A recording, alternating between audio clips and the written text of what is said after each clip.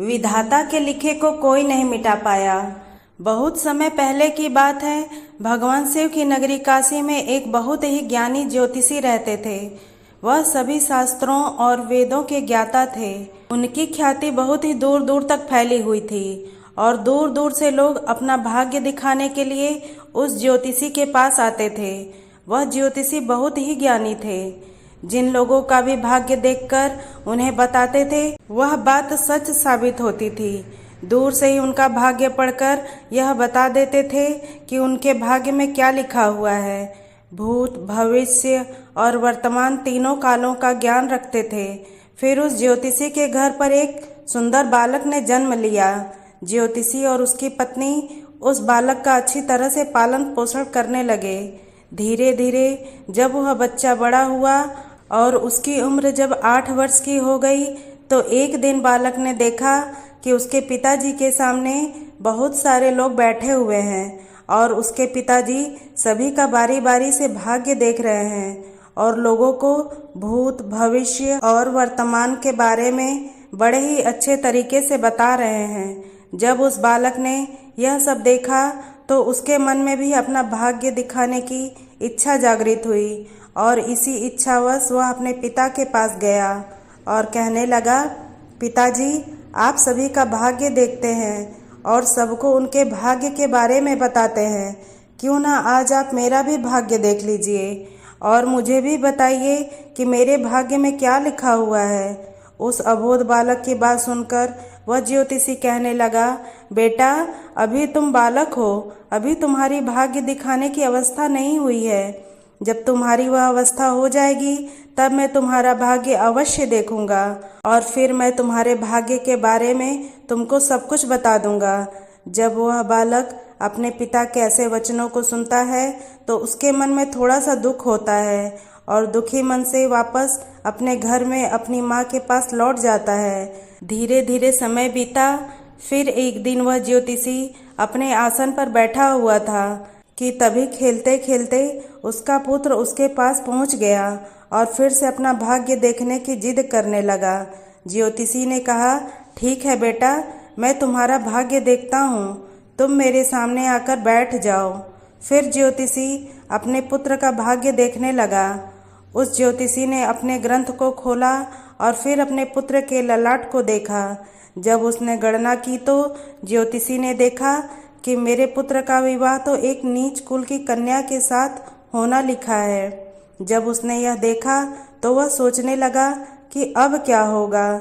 मैं जाति से उच्च कुल का ब्राह्मण हूँ और मेरे पुत्र का विवाह नीच कुल की लड़की से होगा। यदि ऐसा हो गया तो मैं कहीं का नहीं रहूँगा और किसी को अपना मुंह दिखाने लायक भी नहीं रहूँगा। नहीं नहीं, मैं ऐसा नहीं होने दूंगा। जब मैं भाग्य देख सकता हूँ तो मैं भाग्य को बदल भी सकता हूँ। जब उस ज्योतिषी ने कुछ और गहराई से उस ग्रंथ को देखा और उसकी गणना की तो उसे पता चला कि उसी गंगा के किनारे कई कोसों दूर एक मछुआरे का परिवार रहता है और उसके परिवार में अब तक 5 पुत्रियों का जन्म हो चुका है और जो मछुआरे की 5वें नंबर की कन्या है, जिसकी उम्र मात्र 7 महीने की है और जिसका नाम उस मछुआरे ने चंद्रमुखी रखा है, मेरे पुत्र का विवाह उस लड़की से होगा, ऐसा मेरे पुत्र के भाग्य में लिखा है। तो ज्योतिषी ने सोचा, मैं अपने पुत्र के भाग्य को जरूर बदलूंगा, मैं इसमें समर्थ भी हूँ। जब मैंने अपने पुत्र के भाग्य को देख ही लिया है तो मैं इसके भाग्य को बदल भी सकता हूँ। ज्योतिषी कहता है, मैं भी आज देखता हूँ कि भाग्य बड़ा है या मैं बड़ा हूँ। आज वह ज्योतिषी ब्रह्मा जी के लिखे हुए विधान को बदलने के लिए चल देता है और चलते चलते उस मछुआरे के घर पहुंच जाता है। जब उस मछुआरे ने देखा कि काशी के एक महान ज्योतिषी उसके द्वार पर खड़े हैं तो उस मछुआरे ने उस ज्योतिषी का बड़ा ही आदर सत्कार किया और कहने लगा, मुझ गरीब की कुटिया में आप पधारे हैं, यह तो मेरे लिए सौभाग्य की बात है। ज्योतिषी कहने लगा, हे मछुआरे, मैं किसी उद्देश्य से तुम्हारे पास आया हूँ। मैं तुमसे यह जानना चाहता हूँ कि 7 महीने पहले तुम्हारे घर में किसी कन्या ने जन्म लिया है। तो मछुआरा कहने लगा, हाँ महाराज, 7 महीने पहले हमारे घर में एक पुत्री ने जन्म लिया है। ज्योतिषी ने कहा, क्या उसका नाम चंद्रमुखी है? तो मछुआरा बोला, जी महाराज, उसका नाम चंद्रमुखी है क्योंकि उसके चेहरे पर चंद्रमा के समान सुंदरता है। इसी कारण मैंने उसका नाम चंद्रमुखी रखा है। ज्योतिषी ने कहा, हे मछुआरे, मैं त्रिकालदर्शी हूँ। मैं तो इस रास्ते से जा रहा था तो मैंने देखा कि तुम पर तो बड़ा घोर संकट आने वाला है। जब तक तुम्हारी सबसे छोटी पुत्री तुम्हारे घर में रहेगी तब तक तुम्हें पुत्र रत्न की प्राप्ति नहीं होगी। यदि तुम अपने घर के आंगन में पुत्र खेलता हुआ देखना चाहते हो तो तुम्हें अपनी छोटी पुत्री को अपने घर से दूर भगाना होगा।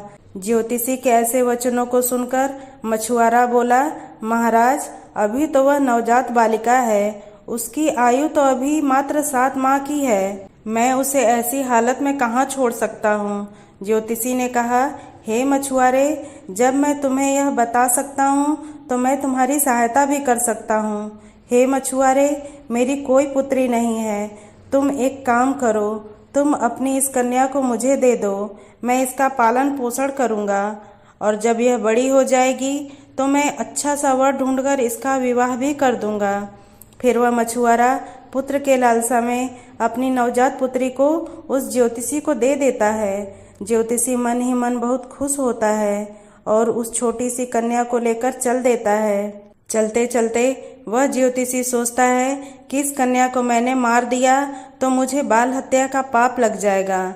फिर उस कन्या से छुटकारा पाने के लिए वह ज्योतिषी एक बढ़ई के पास जाता है और उस बढ़ई से एक लकड़ी का एक छोटा सा बक्सा बनवाता है और उस बक्से में वह उस नवजात कन्या को सुलाकर माँ गंगा के जल में प्रवाहित कर देता है।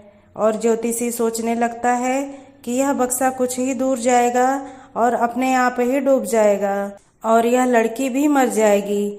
इस तरह इससे मेरा पीछा भी छूट जाएगा और मुझे बाल हत्या का पाप भी नहीं लगेगा।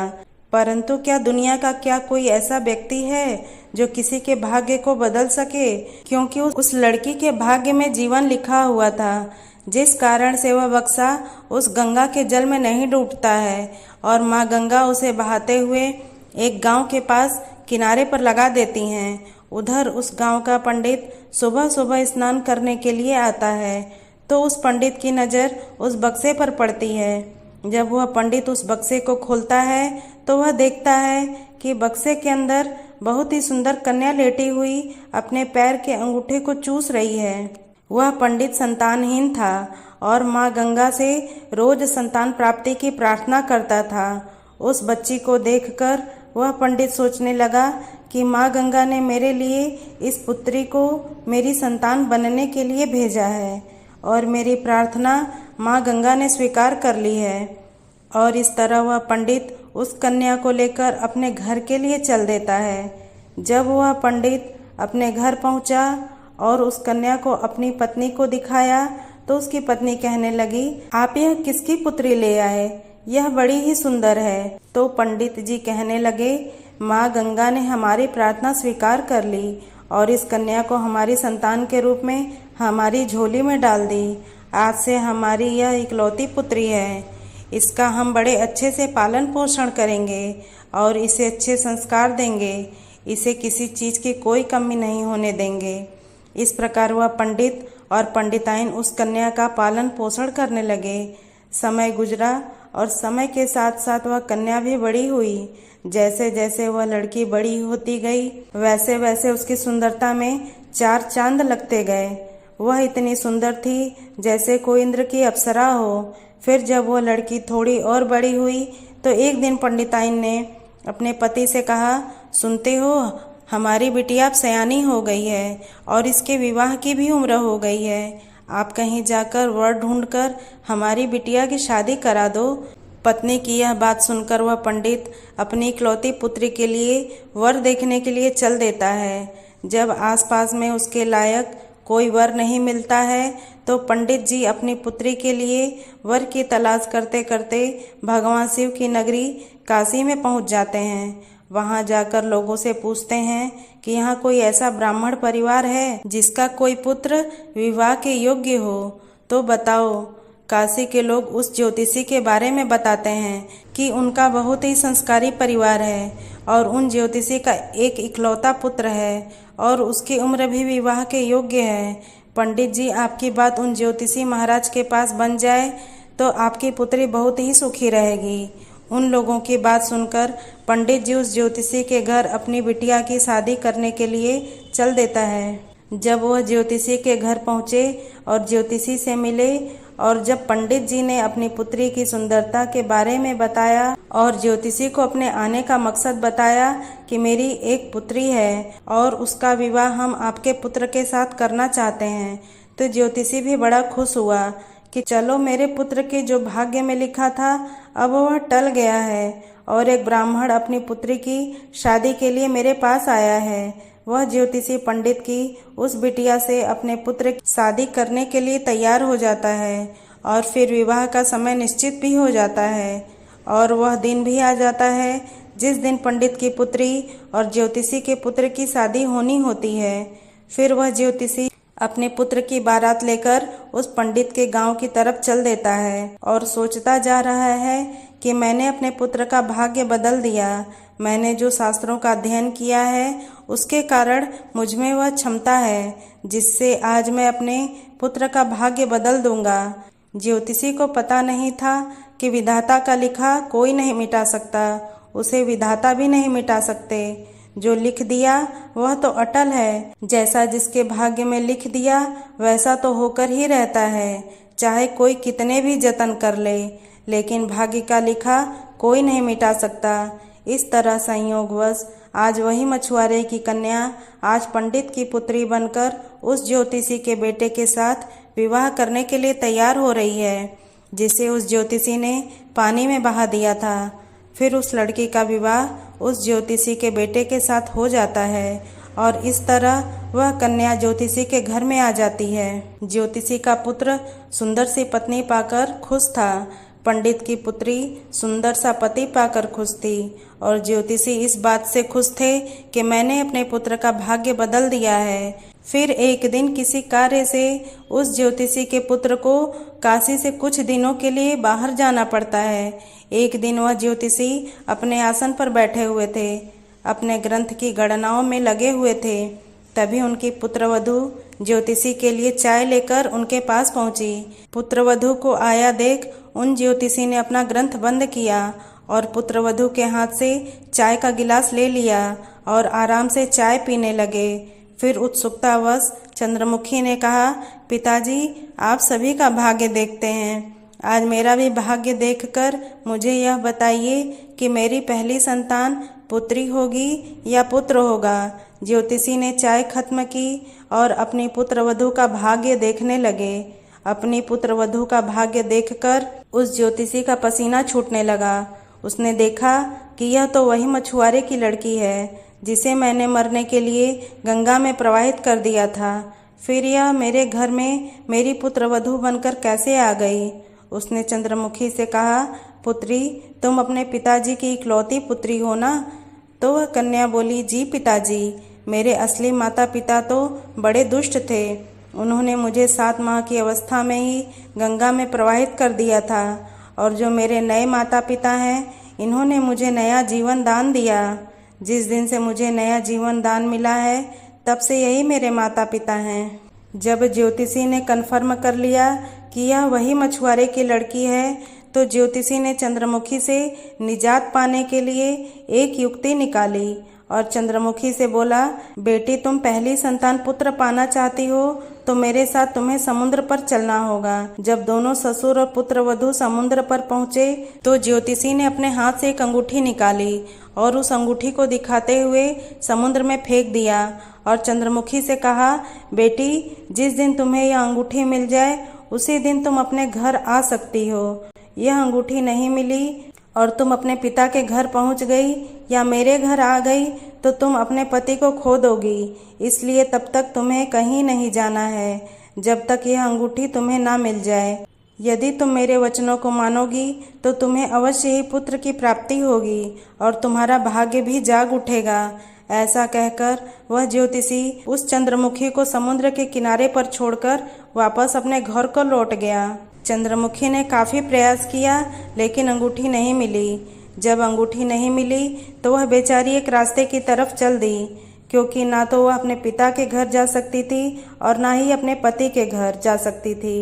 फिर चलते चलते जब वह थोड़ी आगे बढ़ी तो सामने से एक राजपूताना परिवार आता हुआ दिखाई दिया, जो अपने गांव की तरफ जा रहा था। जब उस राजपूत परिवार ने उस लड़की को देखा तो कहने लगे, बेटी, इस जंगल में तुम अकेली कैसे घूम रही हो? यहाँ तो बहुत ही हिंसक जानवर रहते हैं। तो वह कन्या बोली, क्या बताऊँ, मैं विपत्ति की मारी हूँ और मेरा इस दुनिया में कोई नहीं है। तो वह राजपूत परिवार बोला, बेटी, अगर तुम चाहो तो हमारे साथ चल सकती हो। जब चंद्रमुखी ने यह सुना तो वह सहज ही उनके साथ चलने के लिए तैयार हो गई। इस तरह चंद्रमुखी को उस राजपूत परिवार ने अपने घर खाना बनाने के काम पर रख लिया। जो राजपूत परिवार का मुखिया था वह उस ज्योतिषी का बहुत ही घनिष्ठ मित्र था। और उधर जब ज्योतिषी का लड़का अपने घर आया और उसने अपने पिताजी से चंद्रमुखी के बारे में पूछा तो ज्योतिषी ने झूठ मूठ का बता दिया कि गंगा स्नान करते समय तुम्हारी पत्नी चंद्रमुखी डूबकर मर गई। जब ज्योतिषी के लड़के ने यह सुना तो उसे काफी दुख हुआ। उधर राजपूत परिवार जिस गांव में निवास करता था, उस गांव का एक पंडित अपनी लड़की का रिश्ता लेकर उसी ज्योतिषी के घर पहुंच गया।